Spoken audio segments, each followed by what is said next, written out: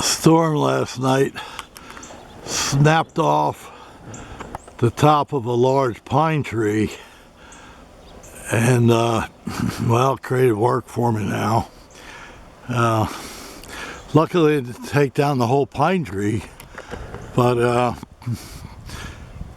it left debris and it's in the way of my path going back to my shed, and it's where I like to ride my electric trike around. So this is the work that I have cut out for me today. It didn't do any damage otherwise. It's a tree, and then it's probably old. I don't know, because it's got pine needles on it. I don't think it was dead. It just snapped it. It was very high winds.